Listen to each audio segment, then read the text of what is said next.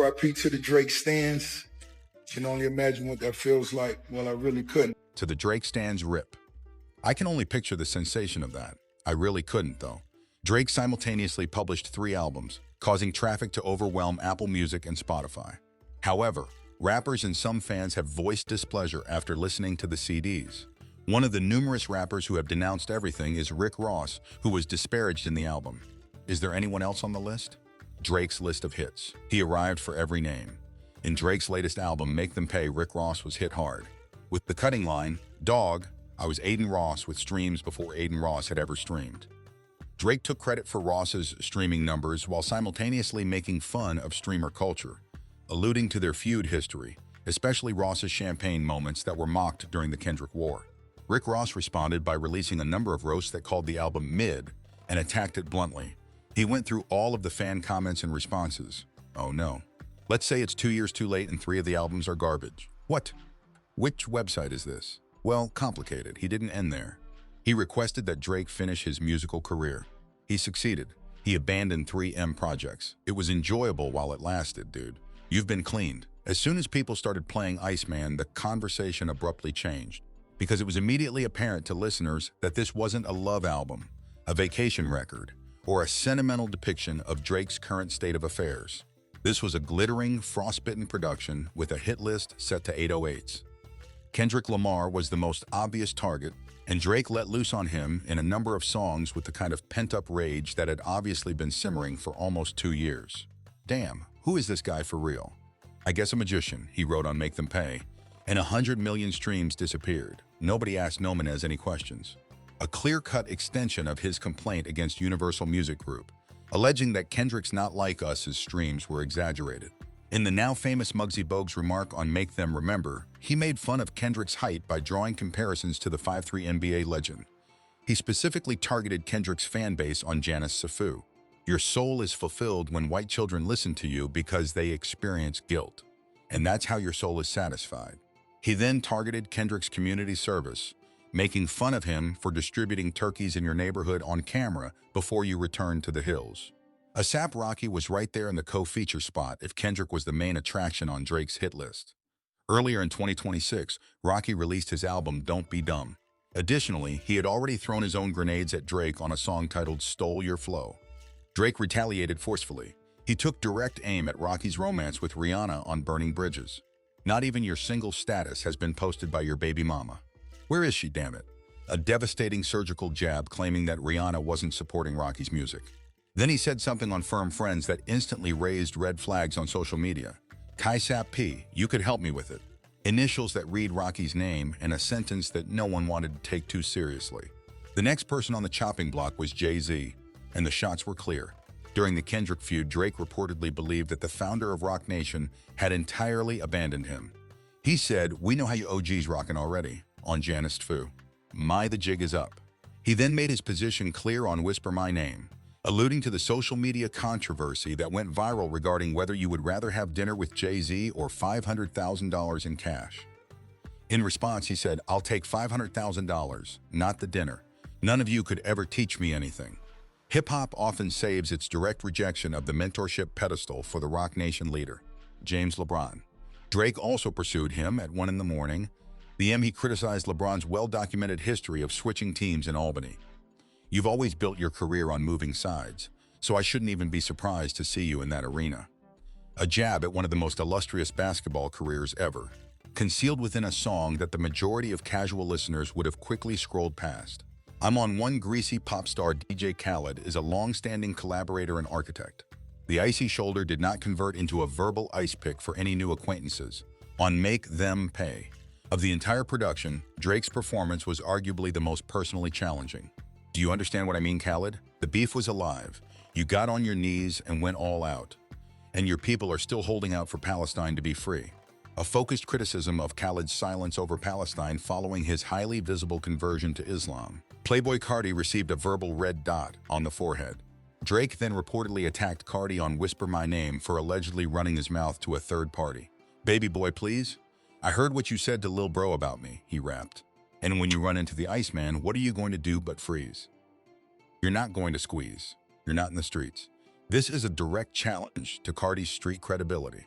The entire line seems to have been inspired by one of Card's own songs from his album. J. Cole got it subtly but clearly. Drake reportedly took a shot with the line, "I could have fallen back like the married rapper, but we engaged on Make Them Pay." A direct allusion to Cole's early withdrawal from the Kendrick War could negate any subsequent apology. Travis Scott, Pharrell Williams, and Pusha T were all reportedly caught straying at different points throughout the three projects. According to Complex's comprehensive analysis, Drake left almost no former associates untouched. As Rolling Stone put it, Drake unleashed his pent-up frustration at everyone from Lamar and A$AP Rocky to Universal Music Group CEO Lucian Grange. Therefore, when content creators referred to the project as dish-heavy, they weren't being over 43 songs, which raises an interesting question. If Drake was the one who was allegedly jumping, devastating public reaction, diss tracks within a day, angry rappers taking to Instagram, a barrage of subliminal tweets from every Roc Nation affiliate, every Compton native, and every name from Atlanta who had ever shared a meal with the targets. In reality, it was nearly the opposite. The closest thing to a significant rapper response came from A$AP Rocky, and it happened months before Iceman ever dropped. Rocky's Don't Be Dumb had already hit shelves earlier in 2026, so I stole your B. Rocky rapped, "If you stole my style, I need at least like 10%. Apart from Rocky's preemptive jab, the silence from Drake's real targets was loud enough to reverberate through stadiums, and Kendrick Lamar remained silent. Charlemagne the God had publicly predicted that Rocky would be a Drake target on a pre-Iceman episode of The Breakfast Club, and he was absolutely correct. The biggest names called out by name on the album, the names with the deepest pockets, the loudest microphones, and the most fearless catalogs mostly just refused to engage. The closest thing to a Kendrick response came from an oddly timed coincidence. Around the same week that Iceman dropped, someone on Twitter noticed that Kendrick's GNX and Not Like Us had been temporarily pulled from streaming services. The Toronto Twitter sleuths seized on it right away. Jay-Z, Travis Scott, and Pharrell said nothing. After Drake's Free Palestine line went viral, a streamer reportedly cornered DJ Khaled and asked him directly if he would say Free Palestine on camera. He refused, and the clip ricocheted across timelines, making Drake's bar on Make Them Pay hit 10 times harder than the original line had on its own.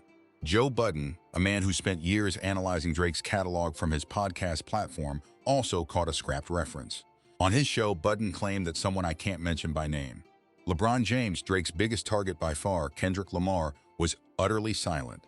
Not a tweet, not a story, not a freestyle, not a single indirect subliminal. Nothing, but that didn't mean no one was paying attention.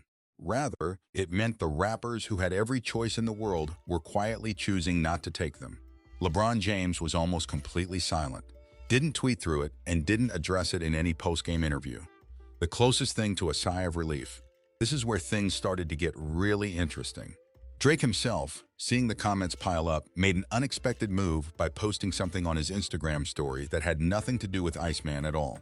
He posted a screenshot of comments from Hot New Hip Hop reviewing his 2011 album Take Care, which is one of his most beloved projects in his entire career. The comments were brutal, with one commenter saying that Drake had lost some respect with this one, another saying the project was weak, repetitive, and occasionally boring, and a third said it had too much singing. Drake's message was unmissable. The same criticisms leveled at Iceman in 2026 had been leveled at his arguably classic album 15 years prior, and he was telling the critics with receipts that he had heard all of this before. Whether or not you bought the framing, it landed. The post was reposted across hip-hop blogs within hours, and it changed the conversation once more. Suddenly, the question wasn't, is Iceman bad? The athletes and fans who had been waiting for their turn to share their opinions began to do so. OIO musician Smiley tweeted, "Not gonna lie, Drake can take however long he wants off, man." This raised the question, have we ever actually known a Drake album the night it dropped? With these albums, we ate for the following 4 years. I'm halfway through Iceman, and a lot of y'all are liars. I don't like everything that Drake drops, but it's sliding low. Some of you are just missing out on good vibes and music because you're trying to adopt another man's beef. That word adopt was the giveaway.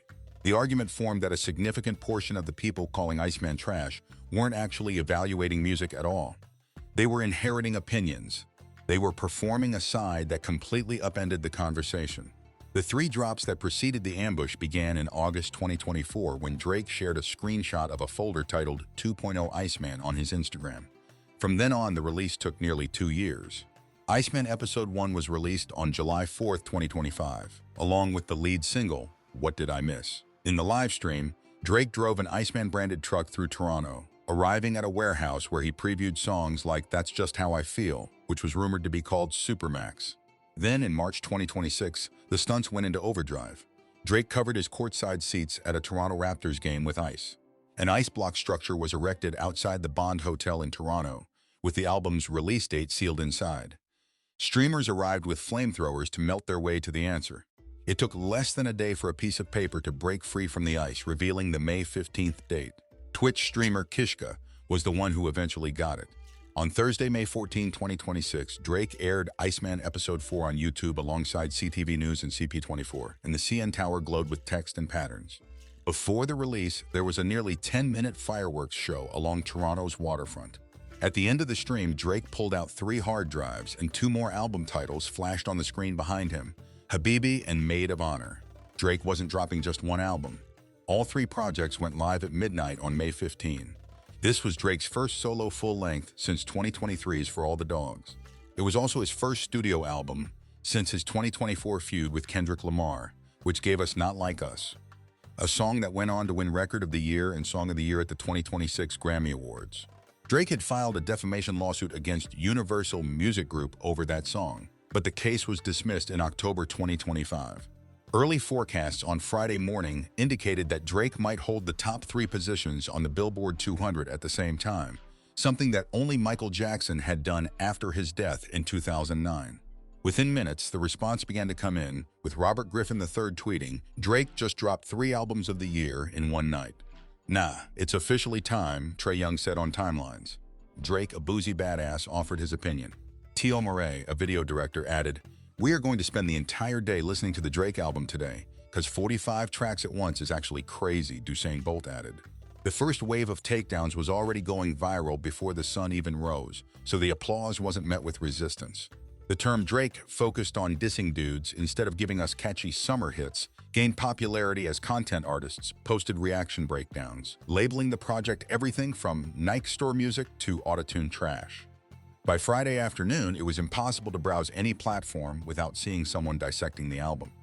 Some said Drake sounded the same on every song, others said he was beefing on wax instead of creating music, some said the production across all 3 projects was indistinguishable, and one review on Album of the Year even referred to it as genuine history, stating that he was the first person to release 3 albums at once and have them all be terrible. Just as the chatter was reaching a fever pitch, someone in particular logged on. Charlemagne, the God, didn't even need to be subtle about it. When he sat down to comment on the Iceman rollout, he didn't bother with track-by-track breakdowns or technical critiques of the production. Instead, he chose one image and ran with it: a Beverly Hills luxury hotel lobby with the lights dimmed. This was evident when he chimed in with one of the most brutal frames of the entire week. A man in a suit sitting on a leather couch with his shirt's top buttons undone, loafers on his feet, and no socks. That was his whole review of Drake's latest release. The vibes you hear when you're at a Beverly Hills luxury hotel. That was the framing of the entire body of work, not as music, not as an album, but as background ambience for somebody trying to perform wealth in a hotel lobby. And the radio personality wasn't done setting the scene. This is like a lobby elevator music. It's the vibes you get when you're sitting in the lobby of an SLS hotel. The brutal thing about The Burn isn't that the music is being called bad in any technical sense. The burn is that the project in this framing only really serves as background filler. It's not the kind of music you sit down with and digest, the kind of music you live in, or the kind of music you tolerate while waiting for a valet to pull your car around. Then came the kill shot, which was cool, casual, and almost reluctant to listen to the album. After the hotel lobby framing was inserted into the conversation, every other commentator began to pick up on it, and the story began to take shape. At that point, content creator Bug Hawkins entered the chat. He had no interest in being courteous or coming up with 3 nice things to say first. Instead, he fired up his phone, pointed it at his face, and let loose with a take that was going to go viral on every Drake fan timeline on the internet. So y'all aren't going to tell Drake about the new ass, booty juice, dumpster juice. That was the beginning, if I'm being honest. From there, Hawkins presented a thesis that would reverberate throughout the entire commentary cycle. Drake was somehow getting a free pass that other rappers don't get, that no one in the influencer space was willing to point out flaws in his catalog, that the same criticisms that are frequently leveled at lesser artists were never applied to the man at the top. but all the rest of the sound exactly the same. Why do y'all never get on Drake? The baby had been ridiculed for years. Roddy Ricch had been ridiculed for having the same goddamn flow, and yet Drake had somehow been treated as the untouchable exception. You all told the baby that he got the same flow. Then Hawkins zoomed out and pointed the finger directly at the entire content creator economy that he himself operates within, including the influencers, the kids who make their entire living from going viral with their Drake takes. You got content creators, influencers doing reaction videos to the album. Every song they play, they jump up and down. The accusation cut both ways. Y'all want Drake to post y'all on his goddamn stories on his page. The album was fire, Hawkins said, effectively calling out his peers for being on the same hustle. I'll tell y'all it was 5. That Drake album is like a 5 or a 6. And I'm just being honest. I can guarantee you that Drake's still talking about hitting the same women that everybody already talked about already. I already mentioned his songs already. That was the real bullet point right there. Drake's lyrical content in Hawkins's read simply hadn't evolved. A 5 or 6. Not 0, not a wash, but also not the masterpiece some of the early reaction videos had been pretending it was. Hawkins specifically gave the rollout itself credit, citing the ice blocks, the streamers with flamethrowers, and the spectacle of it. The Album of the Year forum erupted with reviews that echoed the same sentiment. Drake used to rap with way more energy and more effectively. Now he just raps with the exact same intention and flow. A Rate Your Music review went even harder, claiming Drake continuously calls out rappers who have proven they are better than him. Raps on beats that feel like they were made in a lab to commercially appeal to as many people as possible. Then came the publication reviews. The project is defiant, bloated, and impossible to ignore, with some genuine vulnerability on Iceman. The public's attention was focused on the commentary side of the storm, but Drake himself had been subtly setting up across all 43 songs. So was Drake actually jumped by rappers? This is where we have to revisit the original question. Was Drake jumped by rappers after he released his new album? Drake's silence was deafening throughout all of this. He didn't fight back, post receipts, or subtweet anyone. Let's examine what actually transpired in plain receipts. An Instagram content creator using the handle behind Drake's album Bad Reaction logged on and began dissecting the criticism of the album itself, not the album itself. This man right here, Drake, dropped 3 albums, and people are saying all 3 of them are garbage. His problem wasn't that people didn't like the music, but rather that the timeline being claimed was mathematically impossible. There's no way you listened to all 3 albums already and said, now all of this is trash. It takes several hours to listen to 43 tracks split over 3 complete projects, even with complete focus, no breaks, and no repeats. Even so, within minutes of the midnight drop, verdicts were already trending. Trash all 3. Take it or leave it. He continued saying, now you guys are overdoing this. Pick a side, yo. Like that's the heart of his entire verdict. The entire hip-hop scene had changed into a sports league after the Kendrick-Drake beef. You chose a team, and you stayed on that team. Then, he addressed one of the most popular comments under reaction videos, the Nike Store music line that had been circulating relentlessly. What is that supposed to mean, bro? Every release from either side was graded with the wrong color jersey already on. Really? When Kendrick dropped GNX, you guys said that was trash. Now Drake dropped 3 albums in one night, and you guys said all 3 are trash. The point cuts both ways and lands clean, if every album from both sides is being called trash. His final comment was the clearest part of the entire critique. But I'm curious, did you guys listen to both of these guys before the beef? The argument was straightforward. Real hip-hop fans don't pick sides like this. Real fans listen to both. The phrase had a vibe, sounded clever, and got reposted endlessly, but it wasn't really saying anything technical or specific about the music. Now, let's go all the way back to the original question. Was Drake really jumped by rappers after his new album? Here's the picture as the receipts actually lay out. The vast majority of the jumping came from content creators and commentators, including Bug Hawkins, Charlemagne Tha God, Joe Budden on his podcast, and dozens of smaller reaction video creators across Instagram, TikTok, and YouTube. The actual rappers that Drake personally targeted on Iceman, such as A$AP Rocky's Stole Your Flow, came out earlier in 2026. Kendrick Lamar did not tweet, Jay-Z did not respond. Pharrell, Travis Scott, Push It, and Mustard all remained silent. The closest thing to an immediate rapper response was Joe Budden talking about it on his podcast, and DJ Khaled being cornered by a streamer about Palestine. Khaled is more of a producer and personality than the type of rapper who would cut a diss track in 48 hours. Drake was jumped by content creators, commentators, influencers, and the general internet. The rappers themselves either responded prior to the album's release or chose to remain silent and let Drake talk to himself for 43 songs. In fact, when you look at the album itself, Drake was the one jumping. He came for Kendrick Lamar, A$AP Rocky, Jay-Z, LeBron James, DJ Khaled, Playboi Carti, Rick Ross, J.C. Cole, Pusha T, Pharrell Williams, Travis Scott, and Mustard, all of whom are named or subtly mentioned in 43 songs. As Rolling Stone summed up, Drake unleashes his pent-up frustration at everyone. Drake outran the rappers. The majority of the people in the social media pillion were non-rappers, analysts, content producers, and fans who had taken sides in the Kendrick war and remained loyal to them. I appreciate you watching. Examine further cards displayed on the screen.